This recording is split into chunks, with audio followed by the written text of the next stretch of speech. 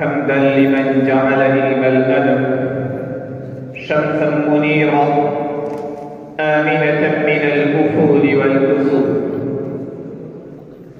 وقمرا مضيا لا يدركه المحاق ولا الكسوف،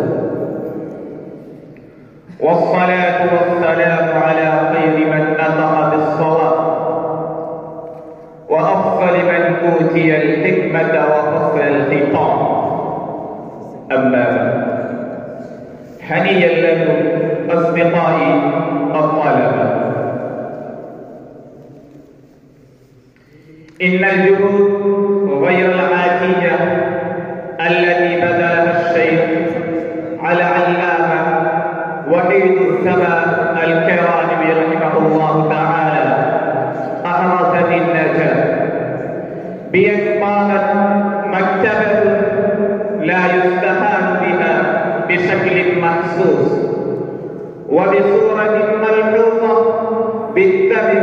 في رحاب الجامعة دار العلوم تيوبا المسمى بالنادي الأدبي العربي، يتغير بلادها ويقرأ بين أبنائها الملعون باللغة العربية وأدبها، ويتركزون عليها أفواجا ويسيرون إليها زرافات وغزالا ويشربون منها كأسا من الكرامة ويأخذون منها ألفهم الوزن. وكانت المكتبة في أول حياتها بشكل سجيرة رصة نامعة حتى ترعت وتقرعت وتحولت منها إلى شجرة مكثفة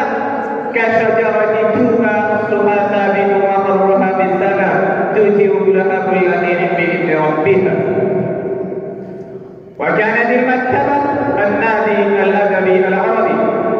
لا تزال تتصاعد يوما بعد يوم حتى تفوق الشمس والقمر في الإضاءة والتنوير وكشف أسرار الظلمات التي سادت وجه اللغة العربية وآدابها في شبه القارة الهندية. فالآن نستطيع أن نقول لن تموت روح مكتبة النادي الأدبي العربي ويبقى العالم إن شاء الله تعالى. وأقول في مدح الشيخ وحيد السماء الكرام رحمه الله تعالى ما قال المتنبي في مدح السيف الدولة: إن كان قد ملك القلوب فإنه ملك الزمان بأرضه وزمانه،